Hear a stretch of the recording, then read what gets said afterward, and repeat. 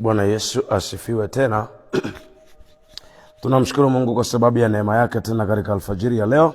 Imependeza hivyo tuendelee kuwepo. Kristo Yesu asifiwe sana.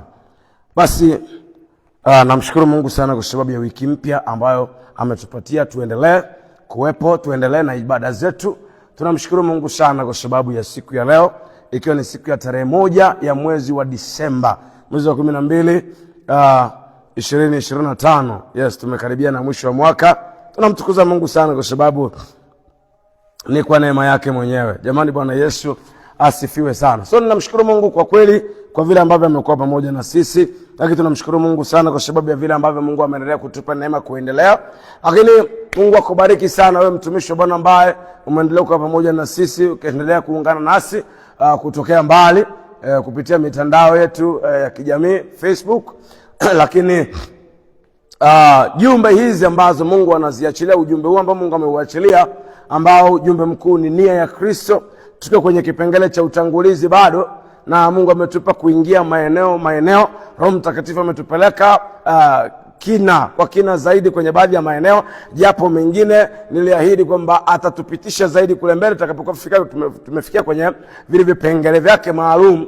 Kwa hiyo tunamshukuru Mungu sana. Unaweza pia kufuatilia kwenye YouTube ukaendelea kupata mwendelezo zaidi.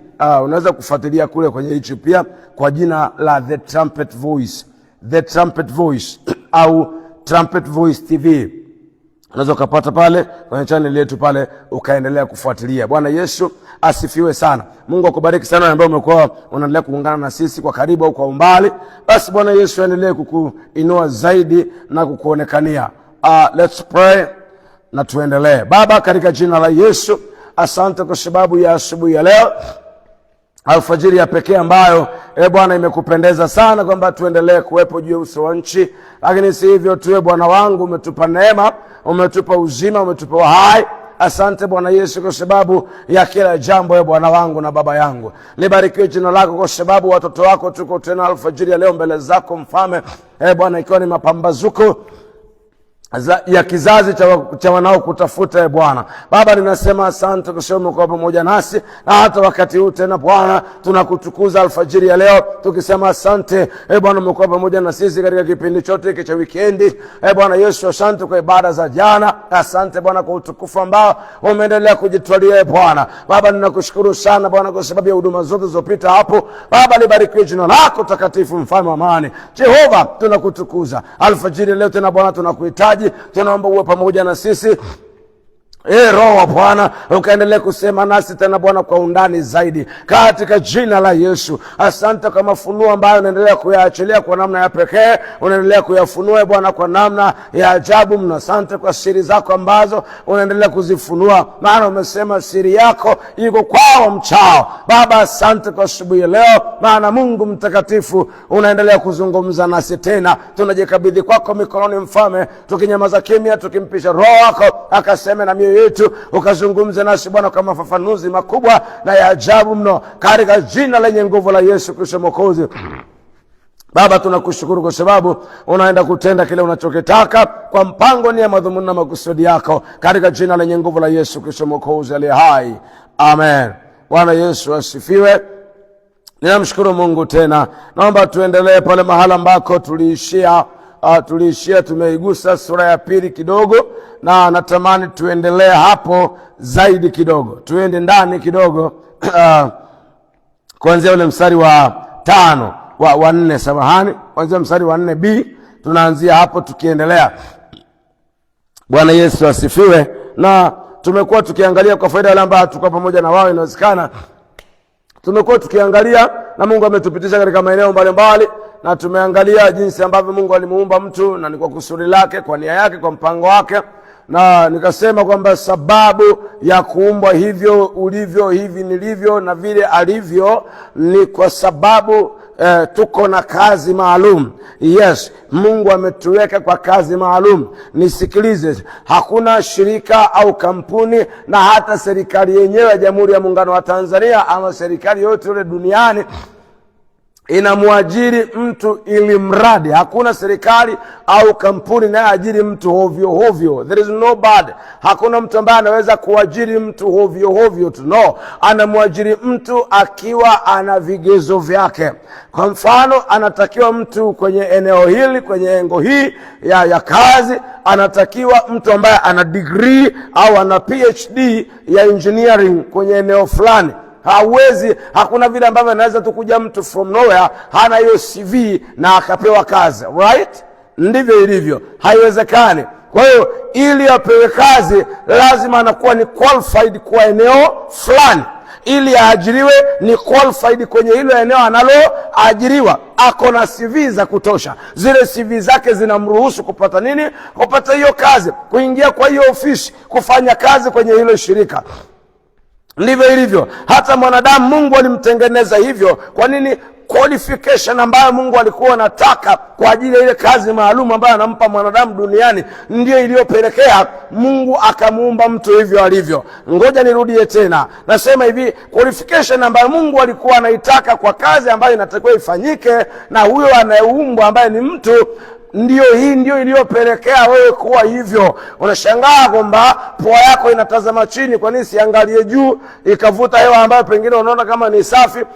Unaweza ukajiuliza kwa nini macho yakae mbele. Yote hii ni kwa sababu ndio form ambayo Mungu alitaka, ndivyo alivyotaka, ndio qualification Mungu aliyotaka. Mtu akapewa akili kuliko viumbe wengine wote. Kwa nini? Ni qualification ambayo Mungu alitaka. So aliajiri au aliweka mtu kama ajira kama ambavyo yeye mwenyewe alitaka. Hallelujah, praise the Lord Jesus.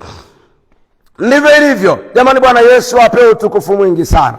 Ndivyo ilivyo. Mungu alitengeneza hivyo ni kwa makusudi yake. Kwa hiyo kila kitu ambacho unakiona cha thamani na kizuri ulicho nacho, ngoja nirudie tena, any part of your body, chochote unachokiona kwenye viungo vya mwili wako, ama chochote unachokiona inside of you, chochote kilicho ndani yako, chochote unachokiona, hiki kimeumbwa, kimetengenezwa. It's just a qualification, it's just a quality of God wants.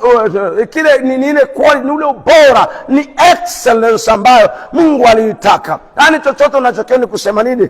Ili uwe nacho, ili uwe na hiyo mikono, ni kwa ajili ya Mungu, ni qualification yake. Kwa niseme tena, ili uwe na hiyo miguu ni qualification ya Mungu, ni sehemu ya CV ya mtu aliyepaswa kufanya kazi chini ya Mungu. Ngoja niseme tena, ili uwe na kichwa hicho, uwe na hiyo akili ambayo pengine wanajivunia kwamba mimi na akili nyingi, sawa. Ili uwe na hiyo akili nyingi, hiyo ni sehemu ya CV ambayo Mungu alitaka kwa ile kazi ambayo unapaswa kufanya nini? Kuifanya duniani. Kwa hiyo ni kusema hivi, ndani yako, nje yako, huna cha kujivunia. Vyote ni kwa ajili ya Mungu, vyote ni kwa faida ya Mungu, vyote ni vya kwake, vyote amevitengeneza ili afaidike navyo. Mwokozi Yesu na asifiwe. Narudia tena, kila kitu Mungu alichokuumbia, amekuumbia ili afaidike na hicho alichokuumbia. Mwokozi Yesu na asifiwe sana. So katika umuhimu huu nataka kila mtu na ajue, nataka kila mtu na aelewe ya kwamba kila kitu ulicho nacho na kila ambacho hujawahi hata kukiona, unajua tu kwamba unacho lakini hujawahi kukiona, vyote hivi vimewekwa kwa ajili ya Mungu mwenyewe. Hakuna kitu ambacho kimewekwa kwa ajili ya matumizi yako mwenyewe na kwa faida yako mwenyewe. Hapana. Kwa nini? Kwa sababu alivyokuumba amesema, let us make man in our image after our likeness.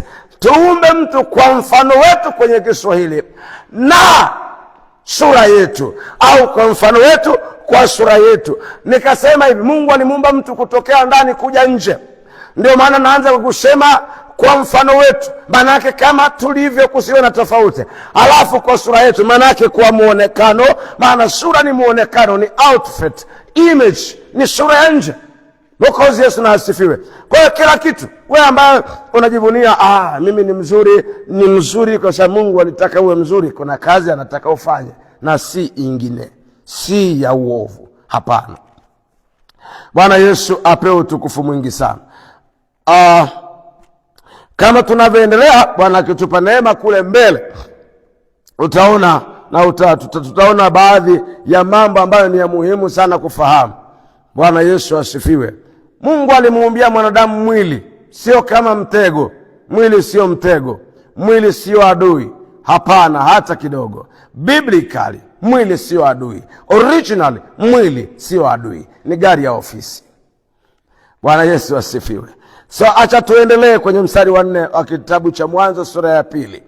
Neno la Mungu linasema, hivi ndivyo vizazi Mungu vya mbingu na nchi. Hivi ndivyo vizazi vya mbingu na nchi zilipoumbwa. Siku ile Bwana Mungu alipoziumba mbingu na nchi, hapakuwa na mche wa kondeni bado, wala mboga ya kondeni haijachipuka bado, kwa maana Bwana Mungu hajainyeshea nchi mvua, wala hapana mtu wa kuilima ardhi. Kuna mtu anaelewa? Ngoja niseme hivi, Biblia inaeleza vizuri, not me. The Bible says kwamba siku ile Mungu alipoiumba mbingu na nchi, Biblia inasema hakukuwa na mboga ya kondeni, hakukuwa na majani, hakukuwa na mimea. Kwa nini hakukuwa na mimea? Biblia inasema kwa sababu Mungu alikuwa hajanyeshea nini? Sababu ziko mbili hapo. Sababu ya kwamba hakukuwa na mimea, ya kwanza ni kwa sababu Mungu alikuwa hajanyesha nini? Alikuwa hajanyesha mvua. Na sababu ya pili ni kwa sababu hakukuwa na mtu wa kuilima ardhi. Let me read again. Anasema kwa maana Mungu hajanyeshea nchi mvua. Namba 2, wala hapana mtu wa kuilima ardhi. So mvua inanyesha kwa sababu kuna watu duniani. Mvua inanyesha kwa sababu kuna mtu wa kulima ardhi. Mvua inanyesha kwa sababu ya mwanadamu. Mvua inanyesha kwa sababu ya mtu, ili ailime ardhi. Jamani, Bwana Yesu asifiwe. Hakukuweko na mboga, hakuna mboga, hakuna nini. Kwa sababu gani? Hata wakuzitumia wala kupalilia hakuna. Bwana Yesu ape utukufu mwingi. Naomba hapa nizungumze kidogo, au tutazungumza baadaye, lakini niguse kidogo hivi. Hii ni kusema nini? Vyote vinavyofaa kula Mungu aliviumba, si kwa sababu vipendezeshe dunia. Hapana bro, ameviumba ili weje? Ili vitumike na mtu. Vile ndio matumizi ya mwanadamu. Kwa sababu hiyo, yani kila kitu unachokiona kimetengenezwa kwa uzuri na ubora na utamu na ladha, ili mwanadamu apate kitu cha kula. Bwana Yesu asifiwe. Niwaambia watu mahali fulani, nikamwambia shuleni tulifundishwa kwamba, sio tulifundishwa hivyo kwamba tunakula ili tuishi. Lakini mimi nasema hivi, tunaishi ili tule. Ngoja utaelewa kule mbele. Tunaishi ili tule, hatuli ili tuishi. Bwana Yesu asifiwe. Ni kwa sababu gani nasema hivi? Tunaishi ili tule kwa sababu ndio maana Mungu aliumba chakula kwanza. Aliumba chakula kwanza. Ni kama kusema kama asingeumba mtu wa kutumia, ingekuwa hasara yake. Ndio. Kwa hiyo tunaishi ili tule, ili tutumie vile alivyoviumba Mungu, maana ameviumba kwa ajili yetu. Jamani, Bwana Yesu asifiwe. Nataka sana hapo tusiangalie, tusimame sana hapo, kwa sababu kule mbele tutaangalia kwa undani zaidi kuhusu maeneo haya. Roho Mtakatifu atatupeleka, kuna kipengele kiko kule mbele. Lakini kwa hapa tuangalie sana, nataka sana mstari wa 7.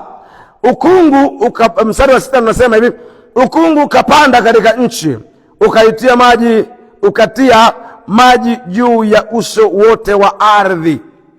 Nataka tusome mstari wa 7 na tuendelee katika huo zaidi. Bwana Mungu akafanya mtu kwa mavumbi ya ardhi. Sehemu ya kwanza, Bwana Mungu akafanya mtu kwa mavumbi ya ardhi. Bwana Yesu asifiwe. Biblia inaeleza vizuri kwamba Mungu akafanya mtu kwa mavumbi ya ardhi. Ni kusema nini? For the first and the last time, Mungu alishika udongo akafinyanga. Anafinyanga sawasawa na outfit yake, sawasawa na sura yake, akafinyanga. Jamani, Bwana Yesu asifiwe. Maana Biblia inasema Mungu alimfanya mtu kama vumbi ya ardhi. Kwa alifinyanga, akatengeneza, akafinyanga. Masikio ikae kwa kando, macho ikae kwa mbele, sijui tumbo likae wapi. Mungu akafinyanga, akafinyanga. Bwana Yesu asifiwe. Alipofinyanga, anafinyanga sasa, hapo anamaliza, akafinyanga kabisa, akatengeneza kabisa. Yani kwa maana ya sura ya nje, akafinyanga kwa maana ya mwili, akaufinyanga kabisa, kila kitu akafinyanga, kamaliza kwenye mwili. Bwana Yesu asifiwe. Kwa mavumbi ya nini? Ya ardhi. Sio unaweza ukajiona jinsi ambavyo wewe ni wa thamani. Wewe ni wa thamani mno, na ndio maana Mungu hawezi kukusahau. He is talking to you even now. Bwana Yesu asifiwe. Kwa nini? Kwa sababu wewe ni wa thamani. Umefinyangwa kwa mkono wa Bwana mwenyewe. You was designed just from God himself, original design from God himself. Ndio. Kwa hiyo umetengenezwa, umefinyangwa hivyo. Ndio kwa sababu ni wa thamani. Kwa thamani yako inaanzia hapa. Bwana Yesu asifiwe. Mtu thamani yake inaanzia hapa. Haleluya sana. Kwa hiyo kwa kule ulimwengu wa roho tayari mwanadamu yupo, kwa sababu tayari Mungu ameshatamka kwamba tumfanye. Lakini hapa sasa anaanza kutoka kwenye ulimwengu wa mwili. Jamani, Bwana Yesu asifiwe. Kila kitu ambacho kinatokea kinakuwa kwanza kwenye ulimwengu wa roho. Kinakuwepo kwanza, kiko kinafanya kazi kwenye nini? Kwenye ulimwengu wa roho. Jamani, Bwana Yesu apewe utukufu mwingi sana. Haleluya. So anapokuwa tayari yuko kule, Biblia inasema sasa Mungu akaja hapa akafinyanga mtu kwa mavumbi ya nini? Ya ardhi, akatengeneza mwanadamu, akafinyangwa. Hapa ni mwili unatengenezwa. Bwana Yesu asifiwe. Twende kwa mavumbi ya ardhi. Kilichofuata baada ya hapo, namba 2, akampulizia puani pumzi ya uhai. Kweli amefinyanga, amemaliza, amefinyanga, akamaliza. Limwili sasa likabaki limelala hapo chini, ndani udongo. Limwili sasa limebaki limelala pale chini. Limelala hapo, akaliangalia, akalitazama, akaona yes, perfect, kamili, liko sawa. Amemaliza. Baada ya kumaliza, Biblia inasema kilichofuata, alivyoona amekamilisha nje, Biblia inasema hivi, akaja akapulizia puani pumzi ya nini? Akapulizia puani pumzi, si tu pumzi, ya uhai. Bwana Yesu apewe utukufu mwingi sana. Pumzi ya nini? Ya uhai. Jamani, Bwana Yesu asifiwe. Sehemu ya kwanza Mungu alitamka na tumfanye. Alipomaliza kutamka, muda ulipofika, akatengeneza sura ya nje, mwili. Alipomaliza kutengeneza sura ya nje, amemaliza kutengeneza sura ile ya nje, kilichofuata Biblia inasema Mungu mwenyewe tena akapuliza puani. Hakupulizia mahali pengine, puani, pumzi ya nini? Ya uhai. Yaani Bwana Yesu asifiwe. Ndio maana mwanadamu akawekewa pua, pumzi yake inaingia na kutoka kukutumia pua. Akiwekewa mahali pengine inakuwa tayari hapa ni changamoto, lakini sehemu ya msingi ya kupumua ni nani? Uhai. Ni kupitia nini? Pua. Akapuliza puani pumzi ya nini? Ya uhai. Nataka uone jambo hili, ya kwamba wakati mwingine kuna mtu mmoja niliwahi kusikia kwamba alisema roho yangu, kitu kama hicho, roho yangu iko ndani yangu, kitu kama hicho alisema, kama sitakuwa nakosea, kama sitakuwa na sahau kidogo. Lakini nataka ujue jambo hili, kwamba pumzi iliyo ndani yako si mali yako hiyo. Ndio maana kuna siku mwenyewe akiitaka anaichukua. Narudia tena, pumzi iliyo ndani yako si mali yako wewe. Ndio maana mwenyewe akiitaka anaichukua. Na hiyo pumzi ndio uhai. Maana Biblia inasema pumzi ya nini? Ya uhai. Kwa hiyo uhai wa mwanadamu unategemea pumzi yake. Asifiwe sana Mwokozi Yesu.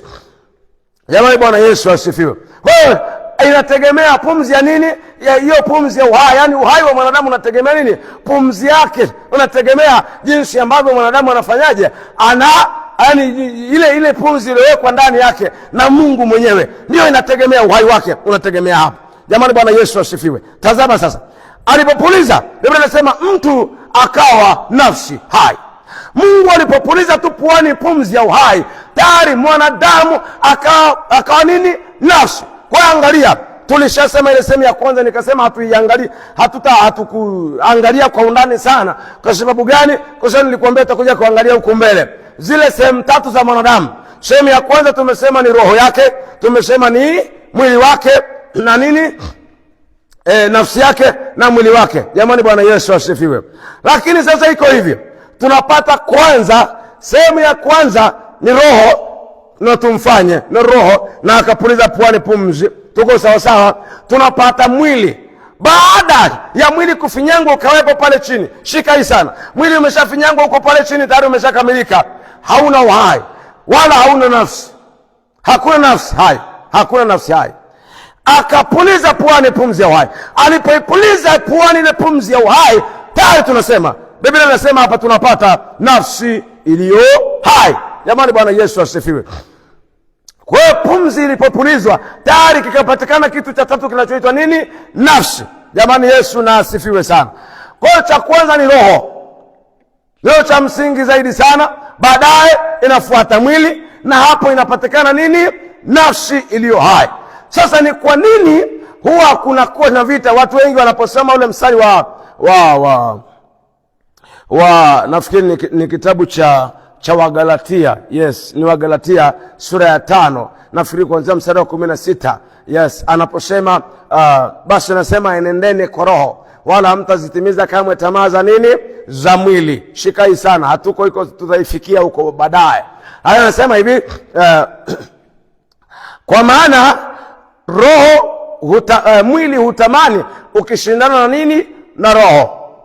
Mwili unatamani ukishindana na nini? Na roho. Sasa najiuliza, mtu ni huyu mmoja, contradiction, mgongano unatokana na nini? Ni kwa sababu, kumbuka hapa na ushike vizuri, kwa nini mara nyingi sana mwili wa mwanadamu haupendi wala hautaki kuyatimiza au kuyafanya mapenzi ya Mungu? Hakuna mwanadamu yeyote yule ambaye anapenda kuishi maisha mabaya yasiyompendeza Mungu, maana sio asili yake. Ngoja niseme tena, hakuna mwanadamu yeyote anayependa kuishi maisha ya dhambi, hakuna. Ndio maana angalia, naomba ukumbuke hii kitu na uione kama mfano. Tazama, wakati ulipoanza kufanya hizo tabia mbovu, haukuanzia mbele ya baba yako na mama yako, wala haukuanzia mbele ya watu unaowaheshimu, na zingine haukuanzia mbele ya mtu yeyote, unafanyaga mwenyewe ukiwa peke yako. Kwa nini? Sio asili yako. Na hata unapofanya, kuna vile mara ya kwanza ulipofanya na ya pili, ulikuwa una feel guilty kabisa, vibaya. Kwa nini nimefanya?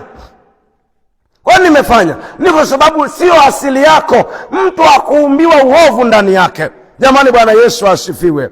Kwa nini? Ametokana na Mungu mwenyewe. Mungu mtakatifu asingeumba dhambi.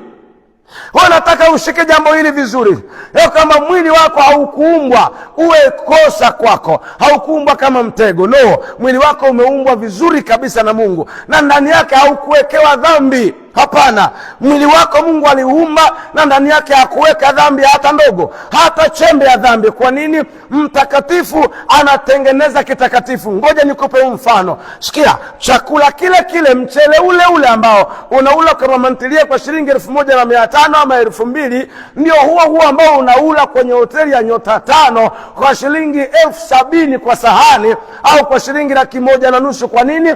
Kwa plate moja. Kwa nini? Unajua mchele ni ule, the same farm, umetoka kwenye shamba lile moja, lakini bei inakuwa tofauti saa ya kuuzwa kama chakula. Kwa nini? Kwa sababu unachokinunua kwenye hoteli ya nyota 5 sio mchele. Kwa hiyo bei, unanunua mazingira, unamnunua mpishi, unanunua elimu ya mpishi, unalipia elimu ya mpishi. Jamani, Bwana Yesu asifiwe. Nataka kusema tena, narudia tena mfano huo, ya kwamba chakula kile mchele ule ambao unaula kama mantilia kwa shilingi 2,000 au 1,500, ndio huo ambao unaula kwenye hoteli nyota 5 kwa shilingi 70,000 ama 1,500. Kwa nini? Kwa plate ile, tena sio ujazo ule ambao unaupata kwenye nini, kwa mamantilie. Kwa nini? Kwa sababu unachokinunua kwenye hoteli ya nyota 5 ni ile hadhi ya upishi au elimu ya mpishi aliyepika na mazingira. Ndio. Bwana Yesu asifiwe. Lakini kule kwa mamantilie kule utanunua kwa shilingi 2,000. Kwa sababu gani? Kwa sababu hata mazingira yenyewe yanaruhusu hivyo. Bwana Yesu asifiwe sana. Nisikilize. Hakuna vile ambavyo mpishi utamkuta anapenga kabasi, anafuta, anaendelea kukanda chapati, ama anaendelea kupika, anaendelea kuchanganya, anaendelea kukata vitunguu na nini na nini, alafu uniambie hicho chakula chake ni kisafi. Haiwezekani. Kwa nini? Kwa sababu yeye mwenyewe yuko katika mazingira ya nini? Ya uchafu. Hicho chakula, na ninataka kuzungumza, hata niseme mfano, ni ufupishe mfano. Ninataka kuzungumza ni hiki hapa, kwamba mpishi mchafu na chakula chake ni kichafu. Mpishi msafi na chakula chake tunaamini ni kisafi. Bwana Yesu asifiwe. So, nataka ujue ni kwamba Mungu alipomuumba mtu hakumwekea ndani yake chembe chembe yote ile ya dhambi. Hakumwekea hata kidogo. Kwa sababu gani? Kwa sababu ni kiumbe chake maalum, cha kazi maalum aliyoweka duniani. Yesu asifiwe. So, Biblia inaeleza hapa vizuri. Mungu akitupa neema tutaingia ndani zaidi. Lakini nataka ushike jambo hili, kwamba Mungu alipomuumba mtu, alipoumba akatengeneza mwili, alipopuliza puani pumzi ya uhai, tayari ikatokea kitu kinachoitwa nini? Nafsi. Jamani, Bwana Yesu asifiwe. Kwa hiyo sasa mwili wako, nataka kurudia tena kwamba, au mwili wangu, mwili wa mtu yoyote haukuumbwa na dhambi ndani yake. Sasa unaweza ukachanganyikiwa, lakini usichanganyikiwe. Acha nikwambie hivi, hata hisia za mwili wako, hisia hizo za mwili wako hazikuumbwa kwa ajili ya dhambi. Hazikuumbwa ili zikusukume kwenye dhambi. Hisia za mwili wako, shika hii kitu, zimeumbwa kwa ajili ya reproduction, kwa ajili ya uzao. Mungu hakuumba hisia za mwili kwa ajili ya burudani.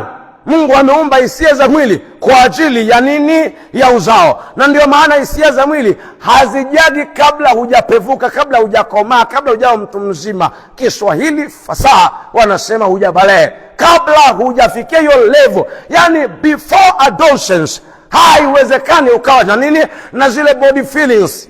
Haiwezekani. Lakini zile hizo ashki, hizo hisia zinakuja baada ya kuwa mtu mzima. Sasa umeshakomaa, vindevu vimeanza kuja, sauti nayo imebadilika, imeanza kuwa nzito. Kama ni mdada ndio hivyo tena, kifuani kuna vile unaanza kusikia. Kwa nini? Zinakuja ni maalum kwa ajili ya uzao na si vinginevyo. Tunarudia tena kusisitiza, Mungu hakukuumbia mtego wowote kwenye mwili wako. Naomba ushike vizuri. Mungu aliufinyanga mwili kwa mkono wake mwenyewe. Asingeuwekea ndani yake dhambi, asingeuwekea ndani yake uovu. Wewe mwili umefinyangwa, ni maalum kwa ajili ya kazi ambayo Mungu anampa mwanadamu duniani. Sasa elewa, Mungu hakuweka dhambi ndani ya mwili wako. Mungu hakuweka uovu wote. Narudia tena kwa kusisitiza ya kwamba hata hisia za mwili wako hazikuwekwa kama mtego kwenye maisha yako. Mwili umeumbiwa, hisia hizo ni kwa ajili ya maongezeko, kwa ajili ya uzao. Asifiwe Mwokozi Yesu. So, wewe ambaye unasema unajua sasa hizo Mungu aliumba ni kwa ajili hiyo, narudia na uelewe vizuri. Hizo hisia zimeumbwa kwa ajili ya mumeo, zimeumbwa kwa ajili ya mkeo, ili mzae watoto na si burudani. Mfano mzuri, nenda kwa umbwa, nenda kwa mnyama. Wanyama hawafanyagi hiyo kitu, hawafanyagi, hawakutanagi, hawapandani tu ili mradi ni kwa ajili ya uzao. Ndio, ni kwa ajili ya uzao. Ndivyo mwanadamu alivyoumbiwa. Mwanadamu Mungu hakumwekea kwamba eti ni burudani. Hakuna hiyo kitu. Wewe inakuja kila kitu. Nisikilize, mimi sijakataa. Sawa, utafanya kama burudani ni sawa, lakini nataka ushike jambo hili. Hiyo hujawekewa kwamba ni mtego, kwamba utafanya dhambi. Hapana. Ndio maana Mungu amemuumba mtu. Amemuumba mtu kwa mfano wake, kwa sura yake. Sio kwa ajili ya dhambi. Hapana. Kila kilicho kwenye mwili wako ni kwa ajili ya Mungu, sio dhambi. Sio kwa ajili ya dhambi. Kwa hiyo usije ukafanya dhambi ukisema Mungu aliziumba hisia mwenyewe, mimi nifanyaje? Mimi nitapeleka wapi? Mimi nitafanyaje? No, hakuna hiyo kitu. Hizo hisia zimeumbwa ni kwa ajili ya mtu mmoja tu. Mtu mmoja tu. Mtu mmoja peke yake. Hakuna zaidi ya hapo. Ameumbiwa mtu mmoja na ni kwa ajili ya uzao. Bwana Yesu asifiwe. Kwa hiyo tunataka ujue. Jamani, Bwana Yesu asifiwe sana. Natamani twende mbele za Mungu tukaombe katika asubuhi ya leo. Mungu akitupa neema tutaingia ndani zaidi, kumuhusu mtu na kule ndani inakoaje, nini kinafanya nini na kwa wakati gani. Mwokozi Yesu na asifiwe sana. Roho Mtakatifu ni mwaminifu, atatupeleka ndani zaidi. Yes, the Holy Spirit is going to take us deep, more deeper. Yes, about a man in the name of Jesus. Bwana Yesu asifiwe. Acha tukaombe Mungu katika asubuhi ya leo tunavyoendelea. Ndio maana nilisema chanzo cha dhambi ni kuishi nje ya uwepo wa Mungu. So hata asubuhi ya leo natamani tunaendelea za Mungu tukaendelee kuomba. Tukaendelea kuomba Mungu, na tunaomba nini? Mungu atutengeneze tuwe faida yake duniani. Amehangaika kwa namna hiyo mpaka kushika matope kutufinyanga, ni ili yeye afaidike. So ninaomba tuende mbele za Mungu tukaombe. Nimetoa mfano wa ajira mara nyingi, nisiurudie. Nikuombe twende mbele za Bwana tukaombe. Acha Bwana afaidike na kuishi kwetu. Baba, katika jina la Yesu, this morning we thank you again Lord. Asante Bwana Yesu kwa sababu ya wakati huu. Tungali mbele zako wakati muda sana majira haya tena.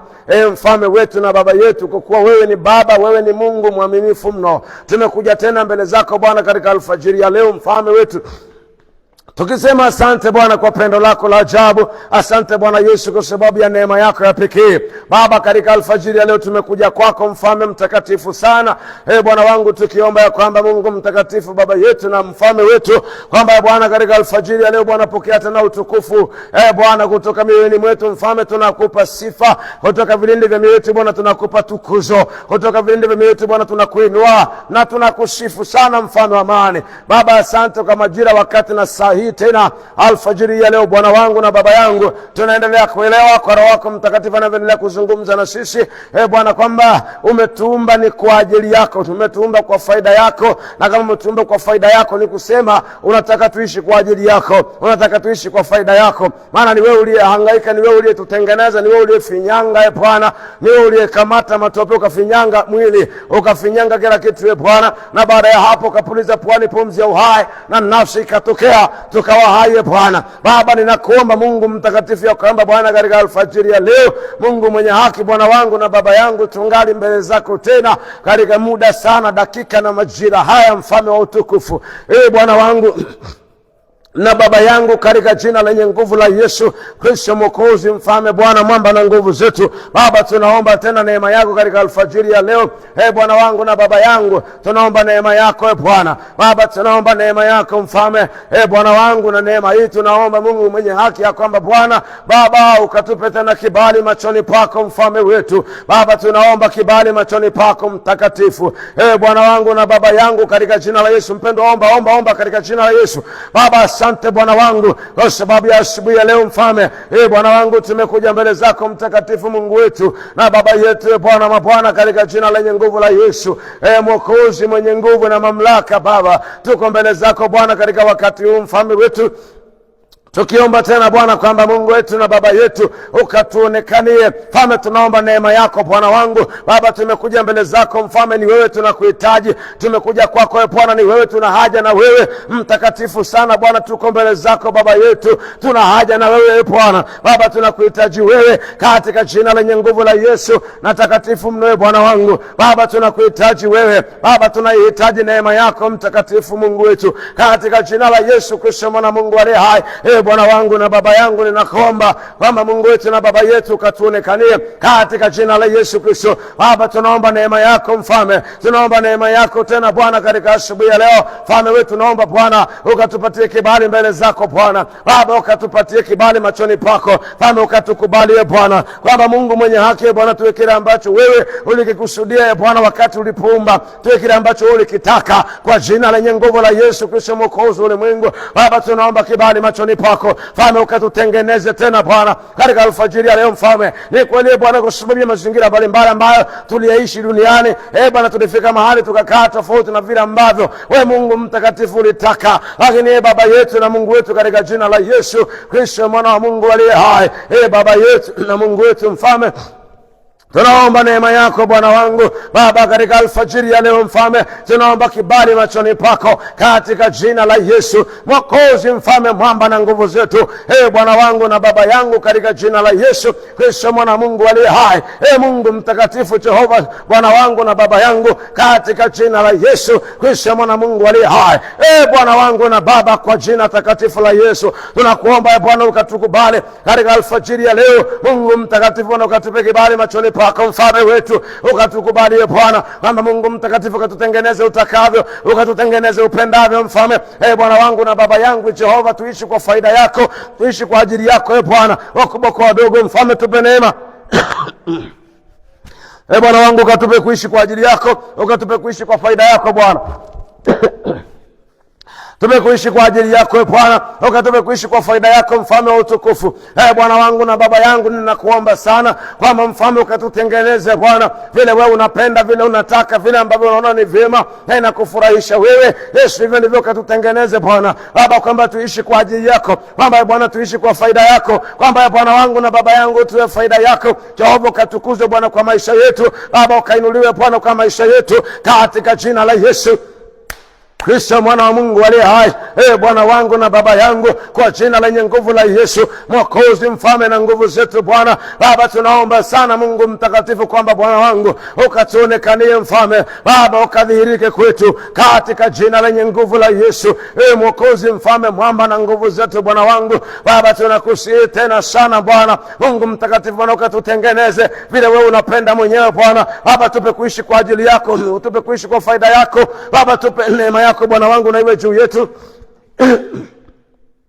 katika jina la Yesu Kristo mwana Mungu aliye hai. Baba, ukatupe kuishi kwa ajili yako Bwana, tupe kuishi kwa faida yako Mfalme wa amani, tupe kuishi Bwana kwa ajili yako katika jina la Yesu Kristo mwana Mungu aliye hai. Baba, nakuomba Bwana ukatutengeneze wanaume kwa wanawake Bwana, kwa jina la Yesu Kristo mwana Mungu aliye hai. Bwana wangu Baba, tunaomba Bwana ukatupe neema, tupe kuishi kwa ajili yako katika jina lenye nguvu na takatifu mno la Yesu Kristo Bwana, mwamba mwokozi na nguvu zetu Jehova. Baba, tunaomba ukatutengeneze Baba, tunaomba ukatufinyange vile wewe mwenyewe unataka, kwa jina lenye nguvu la Yesu.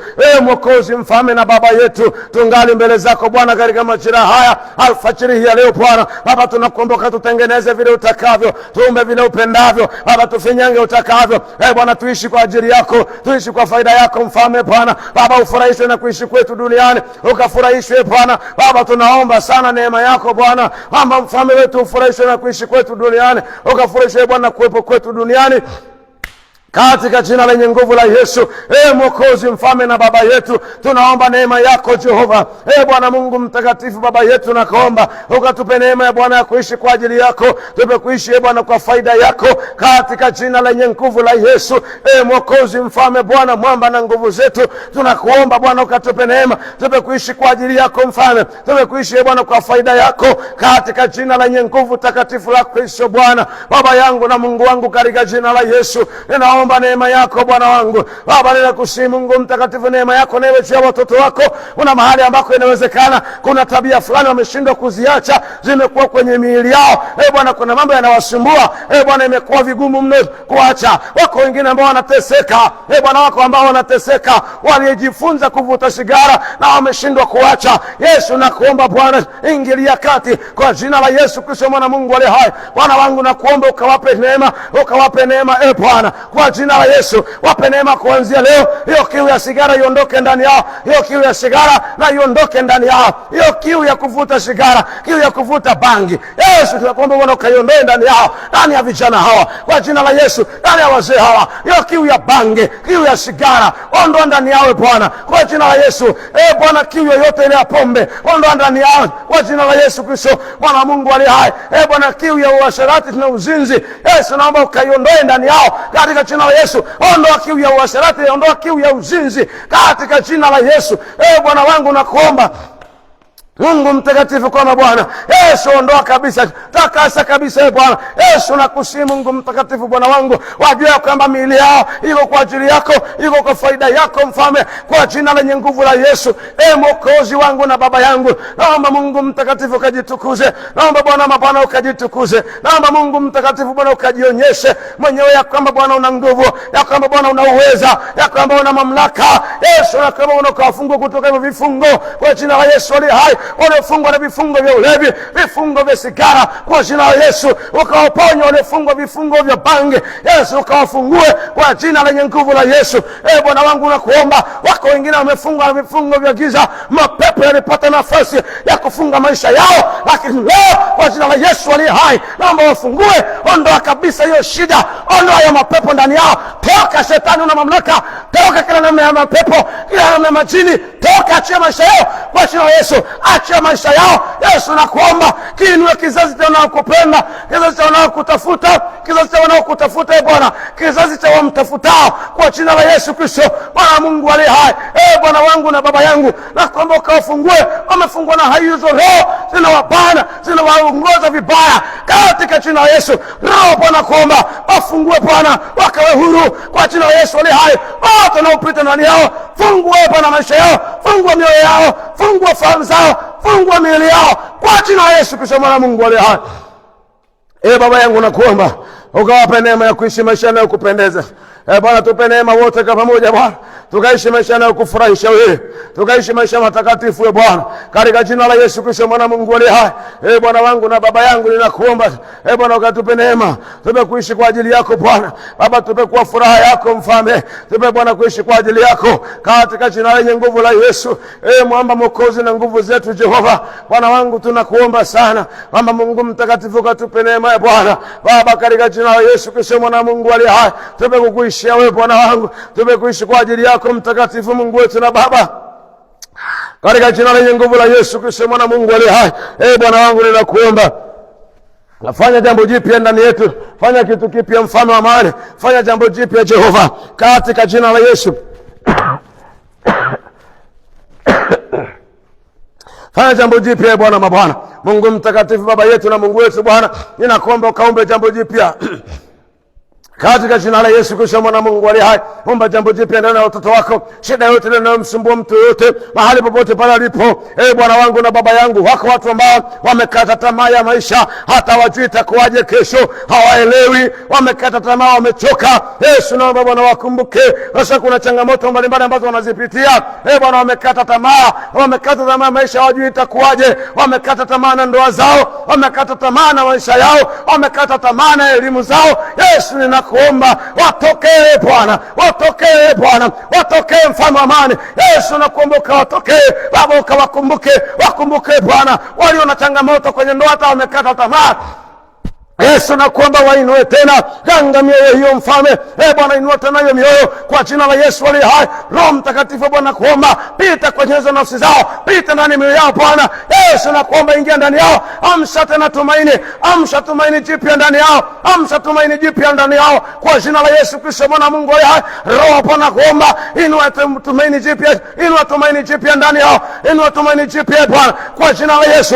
Roho Bwana kuomba fungua vifungo vilivyofunga, vifungo vya mauti, roho za mauti tunazikemea, hazina mamlaka juu yao. Toka roho ya mauti, toka roho ya mauti ndani ya kijana, toka juu ya kijana, toka ndani yake kwa jina la Yesu aliye hai. Toka achia, toka achia kwa jina lenye nguvu la Yesu. Mwokozi mama na nguvu zetu, Yesu nakuomba Bwana muondoe kwenye hiyo shida, muondoe kwenye hiyo changamoto kwa jina la Yesu aliye hai, kwa jina la Yesu aliye hai. Yesu nakuomba neema yako na iwe juu yake. Naomba Bwana ukae pamoja nawe mtu, fungua vifungo vyote vilivyofunga nafsi yake, vinavyomsukumia kwenye mauti kwa jina la Yesu aliye hai. Baba nakuomba ukamfungue, mweke mbali na changamoto hizo kwa jina la Yesu aliye hai.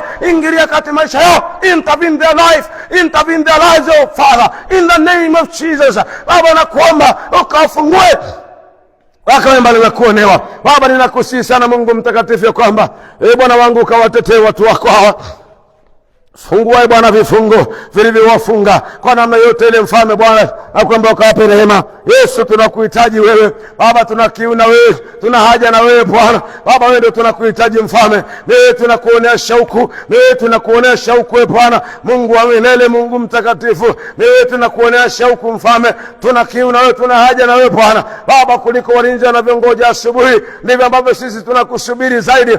Bwana, tunakuhitaji wewe Baba, tunahitaji uonekane kwenye maisha yetu. Nirikae Bwana mabwana, wepo wako na uwe pamoja na sisi, wepo wako Bwana uende pamoja nasi, tembea nasi Bwana mabwana. Bwana, dunia hii hatuwezi peke yetu, tunakuhitaji wewe Roho Mtakatifu wa Bwana. Baba, tunakuhitaji wewe, tunahitaji Bwana ujazo wa Roho Mtakatifu tena alfajiri ya leo mfalme. Bwana, kwa upya tena mfalme wa amani, kwa jina la Yesu aliye hai. Roho Bwana, nakuomba omba jambo jipya ndani yetu. Roho Bwana, tunakusihi miminika ndani yetu, bubujika ndani yetu. Bwana, tusiishi wenyewe, tunataka kuishi ndani ya bubujiko la Roho kila wakati na kila saa. Maana Bwana, tumegundua na tumejua, tumeelewa ya kwamba ulinzi, usalama na uhai wetu uko ndani ya bubujiko la Roho. Bwana wangu, tupe neema ya kuishi ndani ya bubujiko la Roho Mtakatifu kila majira, kila wakati na kila saa. Yesu, tupe neema hii kwa jina la Yesu Kristo, Mwana wa Mungu aliye hai. Baba yangu na Mungu wangu, nakuomba ukatuonekanie Jehova, tokea kwetu Baba, ukatutetee. Tumekukuishia wewe Bwana, tumekuishi kwa ajili yako.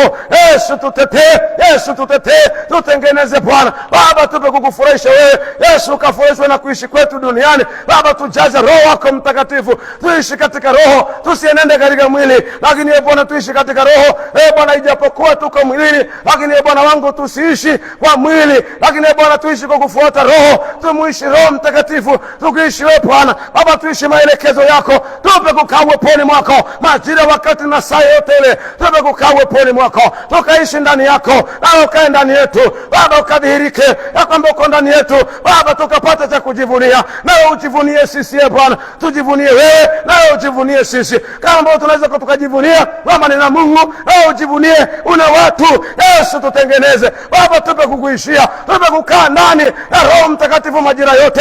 Yesu, kila wakati nipe kuishi humo yawe maisha yangu Bwana, wa wakati wote na majira yote.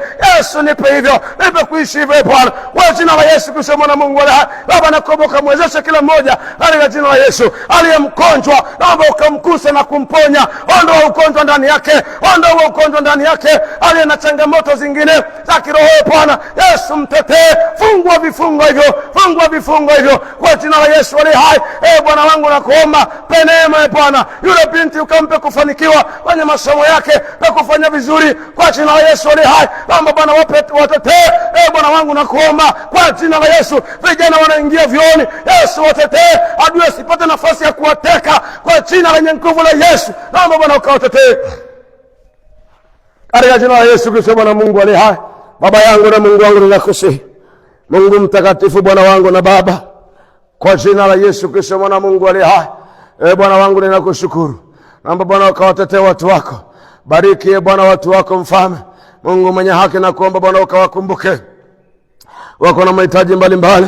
Yesu, waonekanie, watokee. Naomba Bwana ukawabariki wale na changamoto za uchumi. Yesu, na kuomba fanya njia kuanzia leo Bwana, kufanyia njia katika jina la Yesu. Mkono wa Bwana uwe juu yako, mkono mwema wa Bwana na uwe juu yako. Kila utokapo Bwana kufanikishe, na kila urudipo Bwana kubariki katika jina la Yesu Kristo, Mwana Mungu aliye hai. Mungu aketie mahali pa juu palipoinuka, mahali patakatifu, ambaye jina lake ni mtakatifu, akubariki sana. Yesu akutetee. Mungu akupe kazi kama kwa jina la Yesu aliye hai. Wacha ionekane tofauti kabla ya uwepo wa Mungu na baada ya kurudi kuishi ndani ya uwepo wa Mungu, katika jina la Yesu Kristo, Mwana Mungu aliye hai. Mungu akubariki sana mpendwa. Tumeanza leo, tunaendelea leo, tumeanza wiki. Mungu ametupa neema na tumeanza kugusa kidogo kuhusu mtu, na Mungu atatupa neema ya kuingia ndani zaidi. Kwa hivyo endelea kuungana nasi, lakini kuna jambo dogo ambalo Mungu akinipa neema ninasikia kuzungumza na watu wa vyuo vikuu. Mungu akubariki sana, kwa sababu najua ziko changamoto nyingi ambazo mnakutana nazo humo, lakini Bwana akupe neema katika jina la Yesu. Mungu akitupa neema, kesho tazungumza kidogo. Bwana akubariki sana sana. Wewe ni wa thamani mno. Tembea katika utukufu wa Mungu, na Mungu akubariki in the name of Jesus. Siku yako iwe njema.